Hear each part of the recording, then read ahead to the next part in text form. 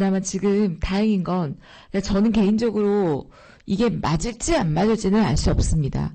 저희가 뭐 점쟁이가 아니기 때문에. 그런데 저는 개인적으로 2024년 10월 중순 정도, 10월 말부터는 2차 전지를 말씀을 드릴 거예요. 자, 어제 제가 주식창 공부하면서 했던 내용인데, 즉 뭐냐면 지금 에코프로가 흐름이 좋아도 예를 들어 포스코 퓨처엠이 지금 120선과 240일선이 아직 위에 있죠. 이게 바닥인지 아닌지를 바닥입니다. 바닥인데 아직도 60일선은 상승 전환되지 않았어요. 20일선은 상승 전환이 됐죠. 근데 21선의 기울기는 상승했다가도 다시 밀리고 할 수 있습니다. 그럼 본격적으로 60일선이 전환되는 시기가 어디냐라고 해서 60일선 기울기를 이렇게 따져보면 여기에요. 자, 이 시점이 여기입니다. 그럼 오늘 종가가 이날 종가보다 높게 끝나야 되는데 아직은 아니죠. 여기보다는 아직 아니에요. 그러면 그 이후에도 종가가 이렇게 올라가기 때문에, 빠지는 종가들이 올라가기 때문에 얘는 이만큼까지 올라가야 60일선의 기울기가 우상향 된다는 얘기예요. 근데 그러기에는 아직 탄력이, 물론 모르지만 10%만 오르면 되기 때문에 아직 알 수 없지만, 만약에 2차 전지가 이렇게 올라가면 이건 추세가 완전 전환된 겁니다. 그러면 여기서 120선이나 이걸 맞고 떨어질 수가 있죠. 그렇게 되면 이게 얼마나 기간이, 7월 지금 6월 말부터 여기가 7월 15일이에요. 앞으로 보름 정도만 지나면, 즉 10월 한 10일 정도가 되면, 거래일로는 중간중간 쉬는 날이 있으니까 10월 한 15일이 되겠죠. 그렇게 되면 얘네들이 다 빠져나가고 얘들이 이제 들어오는 종가가 된단 말이에요. 그렇기 때문에 이게 맞고 밀리고 이 60일선이 이렇게 하락해도 한 보름 정도가 지나면 이것들이 빠져나가기 때문에 60일선의 기울기가 이 정도 23, 4만원대에서만 놀아도 이게 이렇게 우상향이 돼요. 타이밍을 기다리자라는 얘기입니다. 그래서 개인적으로 2차 전지가 지금 오르고는 있으나 뭐 오늘 제가 대주전자재료를 그냥 본주로 편입하고 싶을 만큼 예쁘다, 가져가셨으면 좋겠다 라고 말씀드린 게, 오늘 지금 이게 지난번에 저희가 종가 매수했을 때가 아마 여기였을 거예요. 이날 종매를 해서 여기서 팔았어요. 팔고 나왔습니다. 참 잘 팔았죠. 그리고 이 저점까지 깼어요.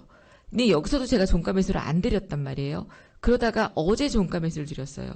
요 타이밍을 보면 21선의 기울기가 지금 어때요? 하락이죠. 21선의 기울기가 우상향이 되려면 지금 이게 빠져야 돼. 그리고 이게 빠집니다. 그리고 이게 빠져요. 그러면 이제 어때요? 빠지는 종가가 계속 내려오잖아. 그럼 이거는 조만간 하루 이틀 사이에 21선이 딱 꺾인다는 얘기입니다. 5일선이 이미 꺾였고, 그럼 60일선의 기울기는 여기에요. 와우. 그러면 지금 대주전자재료는 60일선의 기울기가 이런 것들이 빠지기 때문에 여기까지 주가가 올라와야 60일선이 우상향 된다는 얘기예요. 전혀 택도 없죠. 근데 얼마나 정도 지나면, 여기가 지금 6월 말이니까 그나마 지금 희망이 있는 게 7월 중순, 한 달이죠. 한 달 정도가 지나면 60일선 기울기가 무난하게 이렇게 우상향이 될 수 있다는 얘기입니다. 그러면 주가는 어떻겠어요? 맞고 약간 더 떨어질 수도 있고, 그래서 다시 10만원대 내려오서 이런 그림들을 우리가 예측해 볼 수가 있겠죠. 그래서 이 정도 언저리까지 보셔도 좋고, 워낙 어제 종가 자리는 어쩌면 다시 안 올 수 있는 자리일 수도 있고, 어쩌면 10만원 언저리까지도 내려올 수 있습니다. 그래서 주식은 종목을 매수하는 게 아니고 가격을 매수하고 때를 매수하자는 게, 똑같이 10만원대에 매수하더라도 이 기울기가 우상향 될 수 있는 타이밍을 기다렸다 매수하는 거고, 지금 이 하락하고 있는 기울기가 우상향 될 수 있는 타이밍을 기다렸다 매수하는 거예요. 이번에 이제 요런 교육들을 조금 디테일하게 할 거고요. 60일선의 가격 정리하는 거, 요 선도 같이 세팅을 해드리면서 할 건데, 그리고 이제 이번에는 봐서 요 ETF 검색기를 참고하시라고, 지금 현재 ETF 검색기에 종목 뜨는 게, 자 보세요. 2차 전지 쫙 2차전지만 뜨죠. 그러니까 오늘은 2차전지 날이란 얘기예요. 그것도요. 타이거, 코덱스만 뜹니다. 우리나라 대표적인 ETF 운용사 5개가 있다고 그랬었죠. 걔네만 떠요. 그네만 뜨게 한 것도 아니에요. 여하튼 그 상품은 VIP원님들 대상 먼저 선착순으로 말씀드릴 거고요. 아직 이걸 왜 그럼 기울기를 왜 이렇게 중요하게 생각하느냐. 이평선의 기울기가 뭐가 중요하다고. 이평선의 기울기가 우상향이 돼야 종목이 갑니다. 이제 여기에요. 그러면 사실 이만큼의 시간 동안은 성일하이텍이 62선이 우상향할 수가 없어요. 내려올 겁니다. 아주 팍팍 내려오겠죠. 그리고 이게 이제 들어옵니다. 그러면서 서서히 올라갈 텐데 폐배터리 관련주입니다. 여러분들 폐배터리 제가 굉장히 많이 강조했었는데 2023년 이후 2차전지가 빠지면서 하락했어요. 전기차가 주춤해지면서. 그런데 얘는 2차전지 리사이클의 대표적인 업체고요. 한번 실적을 보면 2024년까지 적자입니다. 2022년에 483억 흑자를 기록했죠. 월봉으로 보면 2022년 3년에 18만 7,500원까지 갔던 종목입니다.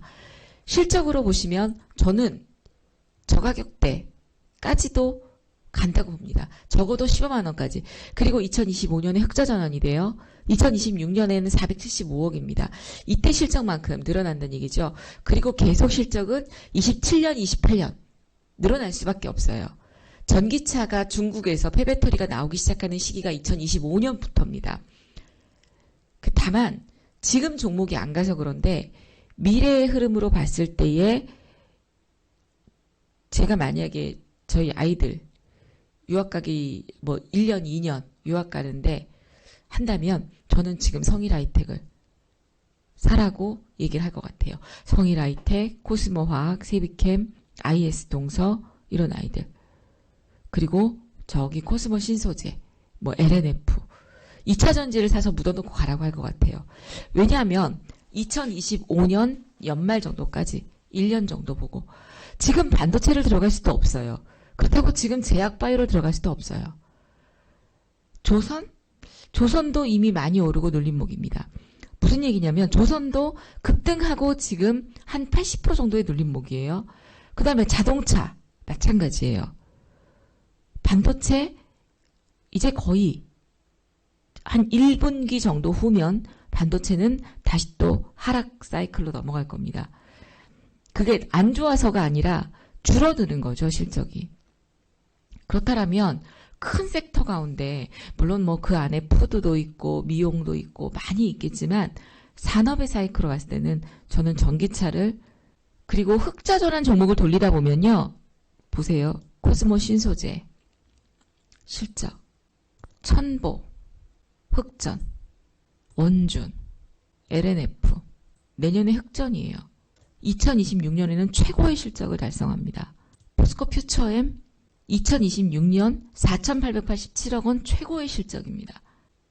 그래서 레이크 머티리얼주도 2025년 이런 흐름으로 본다면 저는 개인적으로 2차전지 섹터들을 하라고 말씀드리는데 다만 타이밍이 이제 근데 주봉으로 보면 어때요? 아직은 120선과 241선 일봉에 이게 하락 중이죠. 그러니까 사실은 이게 이제 하락을 멈추고 이 가격에서 이렇게 그래서 5만원, 요 5만 5천 원이 가장 저점인 것 같아요. 오늘 일봉을 오르든 말든 개인적으로는 타이밍으로 요 자리가 지금 이 박스권이 저점입니다. 다만 이게 바로 슈팅이 나오는 게 아니라 10월 중순 11월까지는 계속 5만원부터 5만 6, 7천 원까지의 박스권이 이어질 수 있어요. 그렇기 때문에 그 지루한 싸움 때문에 여러분들이 못 버틸까봐 제가 지금 문자를 안 드리는 거지 그 지루한 싸움에서만 이겨낼 수 있다면 저는 지금 가격도 충분히 저점이라고 봅니다.